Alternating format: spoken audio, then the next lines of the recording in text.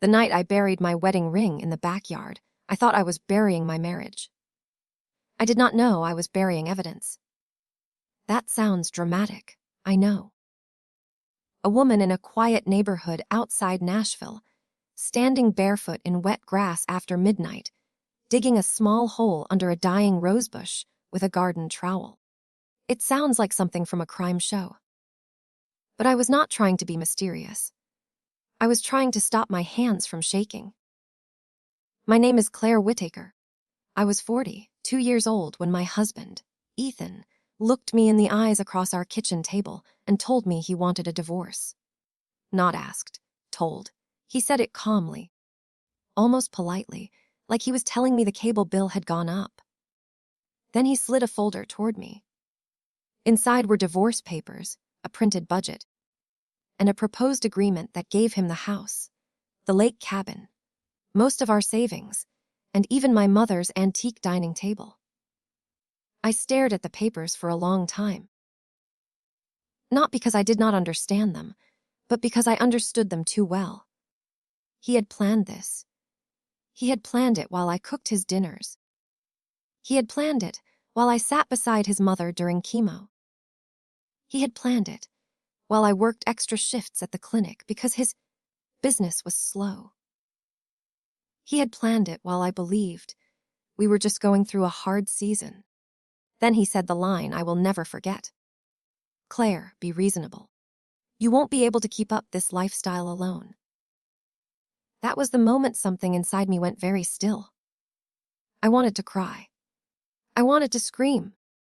I wanted to throw the folder into his perfect face. But I did none of that. I folded my hands in my lap, looked at the man I had loved for 18 years, and said, I'll read it. He smiled. That small, satisfied smile told me everything. He thought I was already beaten.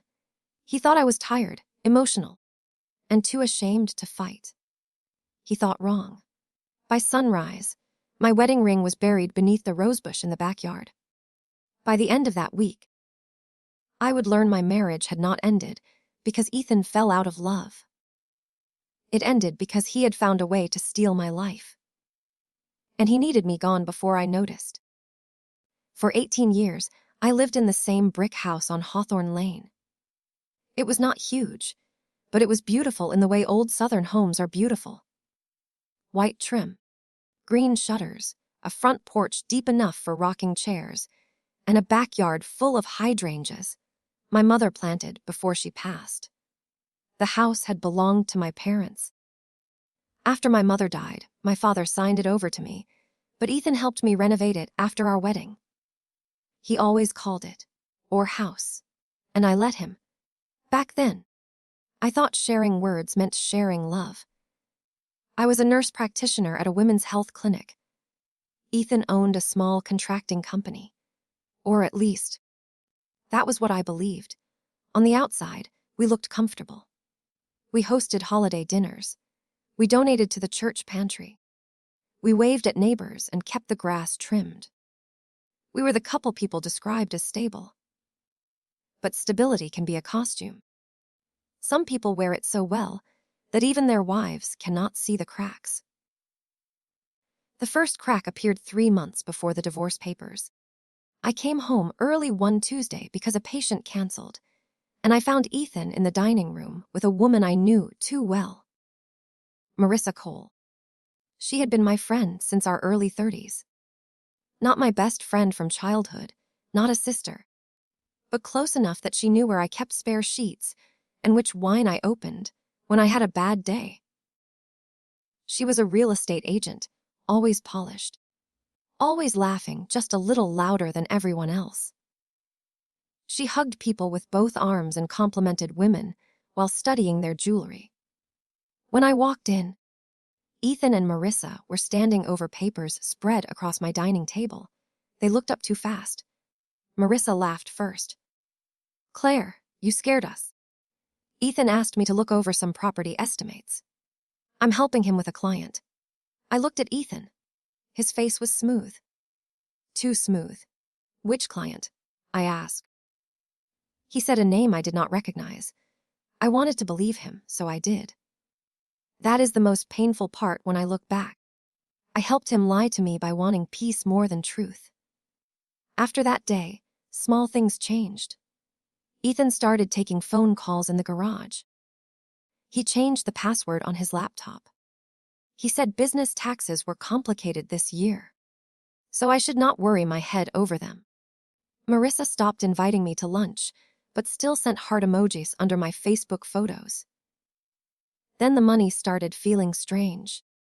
A card declined at the grocery store, even though payday had been the day before. Ethan blamed the bank. A medical bill I had already paid came back overdue. Ethan said the clinic's billing system was probably confused. My father's old lake cabin, the one he left me in East Tennessee, suddenly needed emergency legal paperwork because Ethan said there was a title issue. I signed where he told me to sign. That sentence is hard for me to say. I signed where he told me to sign because he was my husband. Because I trusted him. Because I was tired. Because he put the papers in front of me at 10:30 at night and said, "It's just routine, sweetheart." Sweetheart. That word became a key. Later, every time I heard it in my memory, another locked door opened. After Ethan gave me the divorce papers, I did not call Marissa. I did not call my sister. I did not post a sad quote online or drink wine until I passed out. I took photos of every page. Then I made coffee. I sat on the kitchen floor with my laptop because I did not trust myself at the table where he had slid the papers toward me. I opened old bank statements, tax returns, insurance forms, property records, and emails. I searched like a woman looking for smoke after smelling fire. At first, I found nothing big. Then I found a small automatic transfer I did not recognize. $250, every Friday. Going from our joint account to a business account named HLR Management. I had never heard of HLR Management. The transfers had started 8 months earlier. I searched the state business registry. HLR Management was registered to a mailing address in Franklin, Tennessee, using Ethan's office number. The owner was not listed as Ethan. The owner was listed as M. Cole. Marissa. My skin went cold, but cold is useful. Cold keeps you from falling apart. I printed everything. The next morning, Ethan made toast like nothing had happened. He wore the navy shirt I bought him for his birthday and used the mug that said "Best Husband Ever," a joke gift from Marissa 2 Christmases earlier. He asked if I had looked at the papers. I started, I said. He nodded. I know this is hard, Claire, but dragging it out won't help. Are you living with her already? I asked. His hand froze on the coffee pot. With who? I let the silence answer him. He sighed, like I was being childish. This is why I wanted to handle it peacefully. You always jump to emotion. There it was, the old trick. If I reacted, I was unstable. If I questioned him, I was paranoid. If I cried, I was dramatic. If I stayed calm, he pushed harder. So I stayed calm. I need a little time, I said. 2 weeks, he said. After that, my lawyer will file. My lawyer. He said it like a warning. I smiled for the first time in days. Okay. He mistook that smile for surrender. For the next 2 weeks, I became invisible on purpose. I went to work. I smiled at patients. I bought groceries. I washed towels. I let Ethan believe I was quietly grieving. At night, after he went to sleep in the guest room, I investigated. I found out HLR Management had received more than our Friday transfers. It had received payments from Ethan's contracting clients. Not all of them, just enough. Money that should have gone into his company account had been rerouted. Then I found a second company, Rose Meridian Holdings. That one made my hands shake, because the mailing address was the lake cabin, my father's cabin. The title had not had an issue. Ethan had used the papers I signed to move the cabin into a trust connected to Rose Meridian, a trust where Marissa's name appeared as a property consultant. I called the county clerk. I used my calm clinic voice. I asked for copies of every document connected to the cabin. When the clerk emailed them, I opened the files one at a time. There was my signature. Except it was not my signature. It looked close. Very close. But the C in Claire was wrong. My real signature started with a soft loop. This one started with a sharp hook. I printed it and laid it beside a real signature from my nursing license renewal. The difference was tiny. Tiny enough that a busy clerk would miss it. Big enough that my dead mother would have noticed. That night, Ethan came home smelling like Marissa's perfume. Something floral and expensive. I was in the laundry room folding towels, and he stood in the doorway watching me. "You're taking this better than I expected," he said. I kept folding. "I'm learning a lot about myself," I said. He chuckled. "Good? Maybe this will be good for both of us." I looked up then. Maybe. He did not see the papers hidden inside the detergent box. By the end of the second week, I had a binder. Bank transfers, business records, property documents, fake signatures, emails I recovered from an old shared iPad, photos of Ethan and Marissa going into a downtown hotel, taken by my neighbor's security camera. After I asked carefully whether her camera caught anything unusual near our driveway. The binder was thick, but evidence is not the same as justice. I needed someone who knew where to press. That was when I called my father's old friend, Ruth Benning. Ruth was 71, retired, and the kind of woman people underestimate because she wore soft cardigans and made peach cobbler for funerals. Before retirement, she had been a forensic accountant for the state. She had found hidden money in divorces, churches, small businesses, and once in a mayor's campaign fund. She answered on the second ring. "Claire. Honey, you sound like you're trying not to cry." "I'm trying not to commit a felony," I said. She was quiet for half a second. Then she said, "Come over." Ruth lived in a small ranch house with 3 rescue cats and 1 terrifying filing system. I arrived at 8 p.m. with my binder and a grocery bag full of loose receipts. She poured sweet tea like we were about to discuss a bake sale. Then she opened the binder. For 2 hours, she said almost nothing except, "That's interesting," and one very soft curse word when she saw the cabin trust. Finally, she leaned back. "Claire, this is not just an affair." "I know. No, I mean this is organized." He did not wake up one morning and decide to leave. He has been building an exit ramp. Maybe longer than 8 months. My stomach tightened. How long?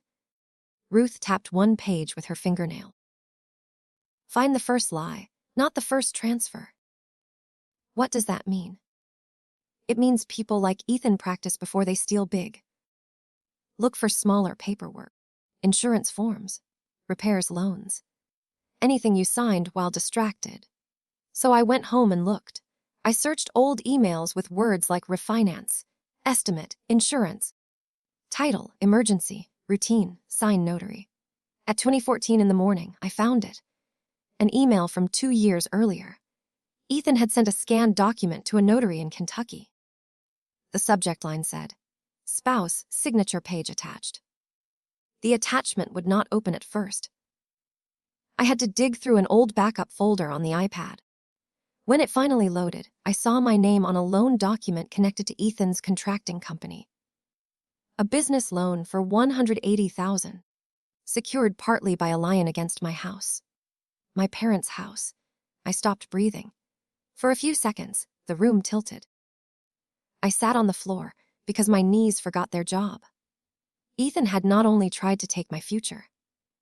He had risked my mother's hydrangeas, my father's porch, the walls where I still measured my niece's heights in pencil marks by the pantry. The next morning, I drove to the bank listed on the loan. I wore black pants, a cream blouse, and the plain gold necklace my mother had worn every Sunday. I looked like a woman who had come to ask about interest rates. The loan officer was younger than me, nervous, and very careful once I said I believed my signature had been forged. He could not give me everything right away, but he gave me enough. A copy request form, a fraud contact, a phone number for the bank's legal department. Then he said something that changed the entire story. Mrs. Whitaker, I'm not supposed to comment, but there is a recorded video notarization attached to this file. A what? Remote notarization. The signer appeared by video. I stared at him. I never appeared on video. He looked down at the file. Then you need a lawyer today. I found one that afternoon. Her name was Dana Price. She was not warm. I like that. Warmth was not what I needed. I needed a blade with a law degree. Dana listened without interrupting. Then she asked 3 questions. Do you still have access to the house? Yes. Does your husband know you found this? No. Can you keep acting normal for 10 more days? I thought about Ethan's smile. Marissa's perfume. My mother's table listed like a piece of inventory. Yes, I said. I can act normal. Dana nodded. Good, then don't confront him. Don't threaten him. Don't post anything. Don't move money except your paycheck into a separate account. I'm going to file emergency motions, but first we need records. That began the longest 10 days of my life. Every morning, I watched Ethan butter toast while I knew he had forged my name. Every evening, I listened to him discuss fair division, while he had already divided my life behind my back. Once, I almost broke. He came into the bedroom while I was sorting laundry. He held up one of my mother's quilts and said, You know, I might keep this. It looks good in the cabin. The cabin. For a second, the room flashed white with anger. Then I remembered Dana's voice. Do not confront him. So I took the quit from his hands, folded it carefully, and said, It does look good there. He smiled. I smiled back. And inside my head, I added one more item to the list of things he would lose. Ruth helped me build a financial timeline. Dana subpoenaed bank records. The fraud department sent a copy of the video notarization. When I watched it, I felt the kind of fear that comes after anger. The woman on the screen had my brown hair, my general build, and my glasses, but she was not me. She kept her face angled away. She said only a few words. The lighting was terrible. The notary asked if she was Claire Whitaker. She said yes. That woman was Marissa. I knew it by the way she touched her necklace when nervous. I had seen her do it at restaurants, open houses, church auctions, and my own kitchen table.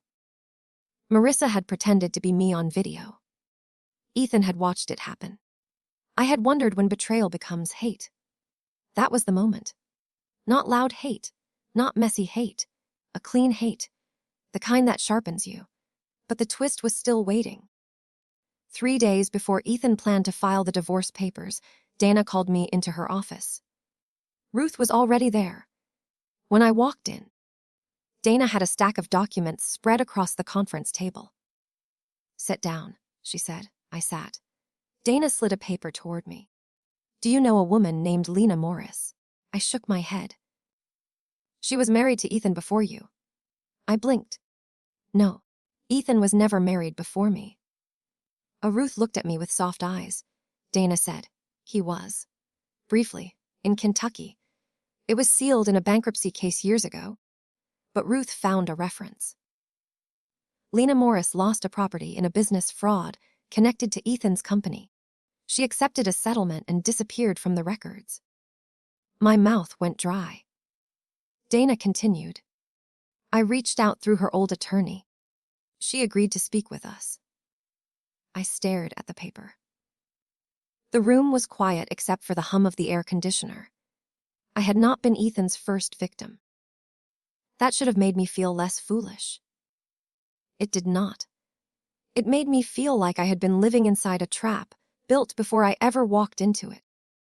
Lena agreed to meet me in a diner off the interstate. She was about my age, with short gray hair and tired eyes. She ordered black coffee and did not touch the menu. The first thing she said was, "He still uses that calm voice, doesn't he?" I almost cried right there. "Yes," she nodded. "That voice cost me my house." For the next hour, Lena told me a story that sounded like an earlier draft of my own life. Ethan charming, helpful, hardworking. Ethan with papers that were routine. Ethan with a female friend who helped with real estate. Ethan with hidden debt. Ethan leaving when questions started. The woman in Lena's story was not Marissa. It had been someone else. That meant Ethan did not fall under Marissa's spell. He had taught Marissa the script. Before we left, Lena reached into her purse and handed me a flash drive. "I kept things," she said. "Emails, photos, old statements. I was too ashamed to fight then. Maybe you won't be." I closed my hand around the flash drive. "I'm not ashamed anymore," I said, and I meant it.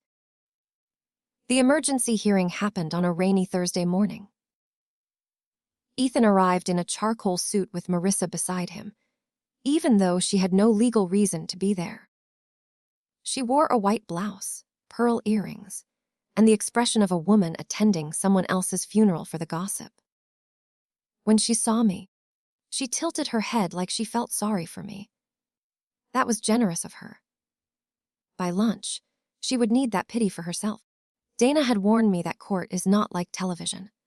No dramatic speeches, no music, no sudden gasps from a jury. But there was one gasp. It came from Marissa. Dana presented the bank records first. Then the transfers to HLR management. Then the trust connected to the cabin. Then the forged signatures. Then the remote notarization still image. When the judge looked at the still image, he adjusted his glasses. Ethan's lawyer stood up and tried to argue that everything was a misunderstanding, a marital dispute, a paperwork issue. Then Dana played 10 seconds of the video. Just 10. The woman on the screen touched her necklace. Marissa's hand flew to her own necklace in the courtroom. People noticed. The judge ordered an immediate freeze on marital assets, business accounts, the cabin trust, and any related property transfers. He referred the forged documents to the district attorney's office for investigation. He ordered Ethan out of the house pending further hearing. Out of my house. Ethan turned to me then, and for the first time, his face was not smooth. It cracked right down the middle. He whispered, "Claire, don't do this." It was the same voice he had used when asking me to sign papers at night. The same voice he used when telling me I was emotional. The same voice he used when stealing my life with a smile. I looked at him and said nothing. Silence, I learned, can be revenge when a man has built his whole power on making you answer. The days after the hearing were strange. The house felt bigger without Ethan in it. Not emptier, bigger, like the walls could breathe. I changed the locks. I opened the windows. I slept in the middle of the bed for the first time in years. Then the calls started. Ethan called from unknown numbers. I did not answer. Marissa texted once. "Claire, please. You don't understand everything." I deleted it. Then she sent another. "He told me you knew." I saved that one and forwarded it to Dana. The investigation moved slowly, but it moved. That is how real justice often works. Not like lightning. More like water finding cracks in stone. The bank confirmed the remote notarization had been fraudulent. The notary admitted. She had been pressured through Ethan's company contact and had failed to properly verify identification. HLR management's records showed payments from Ethan's clients, some labeled as consultation fees and some labeled as property staging expenses. Rose Meridian Holdings showed attempted transfer documents for the cabin and inquiries about selling it quietly. Then Ruth found the final piece, a life insurance policy. Mine. taken out 3 years earlier through a private agent Ethan knew. Not huge enough to draw attention, but large enough to matter. $400,000. The beneficiary had originally been Ethan. 6 months before the divorce papers, he had submitted a change request adding Rose Meridian Holdings as a contingent beneficiary. Dana stared at the document for a long time. Ruth said, "That man was building a machine." I could not speak.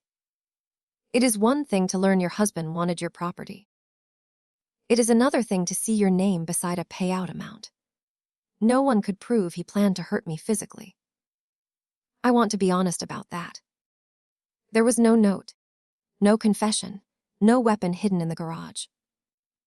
But after I saw that policy, I stopped walking to my car alone at night. I told my clinic manager what was happening. I installed cameras.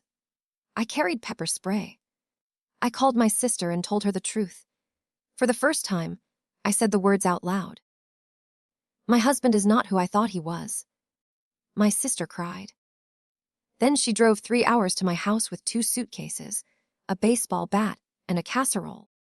That is family in Tennessee. Ethan's life began to shrink.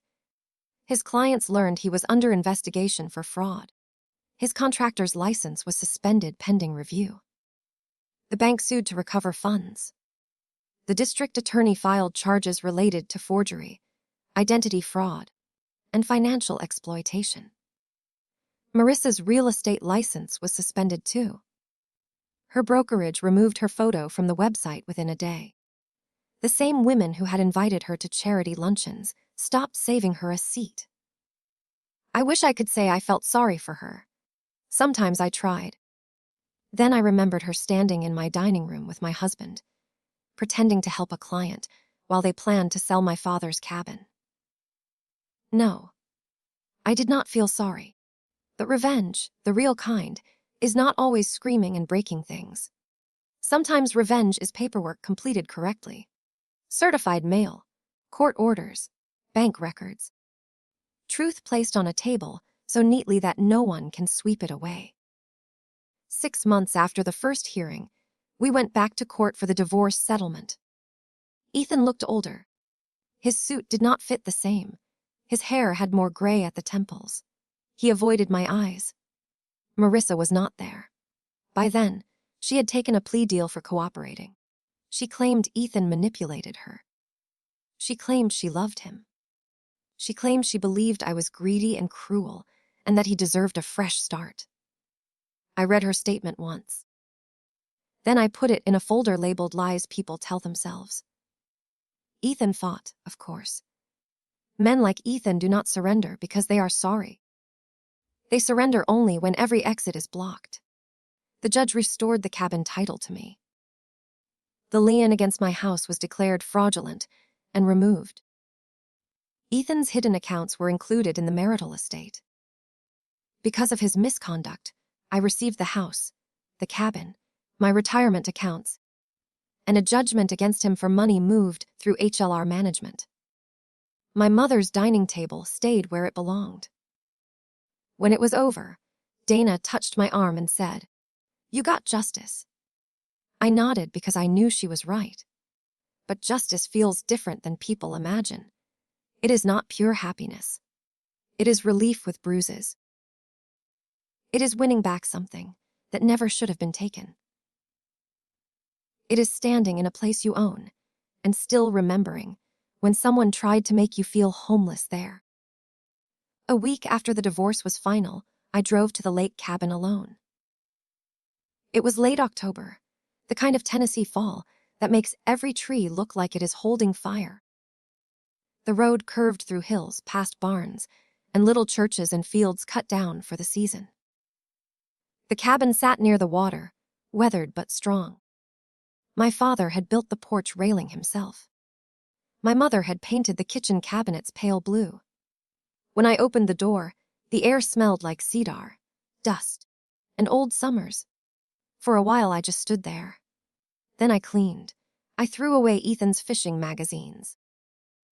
I boxed up the cheap glasses he bought for parties I never enjoyed. I scrubbed the sink. I opened curtains. I found one of Marissa's earrings under the sofa, a little pearl stud. I held it in my palm. It was so small. Such a small thing to carry so much ugliness. I walked outside and threw it into the lake. Not dramatically. Not with a speech. Just a quick flick of my wrist. It disappeared without a sound. That night, I slept under my mother's quilt. The same quilt Ethan had said he might keep. I woke before sunrise and made coffee in the chipped, blue mug my father always used. Then I sat on the porch and watched mist lift from the water. For the first time in almost a year, I felt something other than fear. I felt myself returning. A month later, Dana said I did not have to. My sister said, absolutely not. Ruth said, only meet in public. And only if you want the pleasure of watching him squirm. I almost said no. Then I realized there was one thing I wanted back that no court could give me. My voice.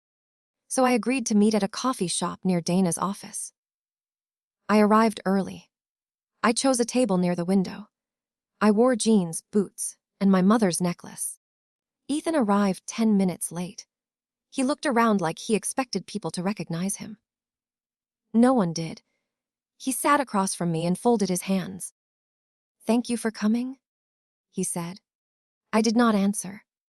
He cleared his throat. "I've had a lot of time to think." That was the beginning of every fake apology. He said he had made mistakes. He said things got out of control. He said Marissa pushed him. He said he felt trapped by bills and expectations. He said he never meant to hurt me the way it looked. The way it looked. I let him talk until he ran out of air. Then I said, "Do you know what the worst part was?" He lowered his eyes. "The affair?" he asked. I almost laughed. "No, the worst part was not Marissa. She was just proof of what you already were." His face tightened. "The worst part," I said, "was that you studied my trust. You knew I missed my mother. You knew I was tired from work. You knew I would sign late at night because I believed my husband would protect me. You didn't steal from a stranger, Ethan. You stole from the woman who sat beside your mother while she was dying." His mouth opened, but nothing came out. And then, I continued, "You called me emotional because my instincts were trying to save me." He looked smaller then. "Not sorry." "Smaller? I did love you," he whispered. I shook my head. "No, you loved being trusted. There's a difference." For a long time, he just stared at the table. Then he said, "What do you want from me?" That question used to live inside me. What did I want? An apology, an explanation, a confession, a time machine? Now the answer was simple. Nothing. I said, "That's why I came." I stood to leave. He reached toward my hand, but I stepped back before he touched me. At the door, I turned around one last time. "You told me I wouldn't be able to keep up this lifestyle alone," I said. "You were right about one thing. I'm not keeping up that lifestyle.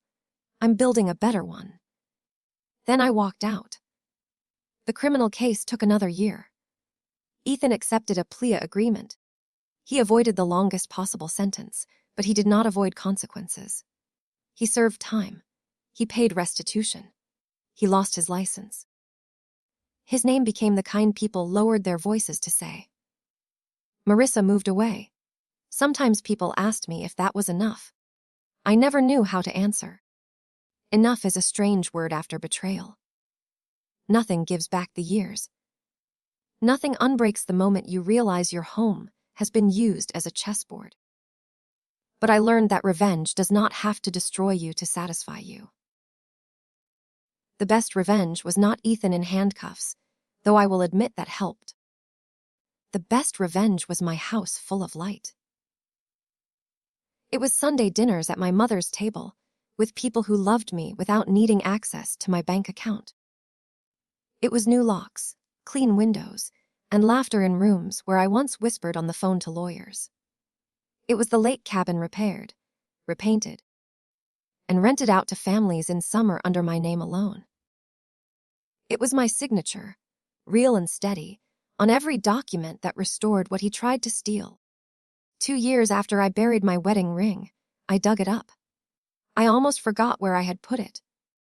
The rosebush had come back to life by then, stubborn and wild, with red blooms climbing the fence. I found the ring wrapped in a piece of cloth, muddy but intact. I took it inside and washed it in the kitchen sink. For a moment, I remembered the day Ethan put it on my finger, the church flowers, my father crying, my mother squeezing my hand. The way I believed love was a promise with no hidden pages. I did not hate that younger version of myself anymore. She had trusted. That was not her sin. His betrayal belonged to him. I dried the ring and placed it in a small envelope. The next morning, I drove to a jeweler downtown and sold it. Not because I needed the money, but because I wanted the last piece of that marriage turned into something useful. With the money, I bought a new front door. Solid wood, deep blue, strong brass lock. When the installer finished, he handed me the keys. I stood on the porch for a long time, looking at that door. Behind me was my home. In front of me was the street. Around me were the hydrangeas, the porch rail, the rooms I had almost lost, and the life I had fought to keep. That evening, Ruth came over with peach cobbler. My sister brought flowers. Lena came too, driving in from Kentucky with a bottle of sparkling cider, because she said we were not wasting good victory on silence. We sat at my mother's dining table and toasted to paperwork, patience, and women who keep copies. Later, after everyone left, I walked through the quiet house and turned off the lights one by one. In the bedroom, I opened the window and listened to the night insects singing in the yard. I thought about the woman I had been on the night I buried the ring, barefoot, shaking, sure that her life was ending. I wished I could go back and tell her the truth. I would tell her, this is not the end. This is the moment you stop sleeping beside the enemy and start waking up to yourself. Then, I would tell her to keep digging. Because sometimes, the thing you bury in grief becomes the proof you survived. And sometimes, the man who thinks he has taken everything from you only teaches you how much you still own. My name is Claire Whitaker. This is my house. This is my life. And the woman he tried to erase is the woman who signed the final page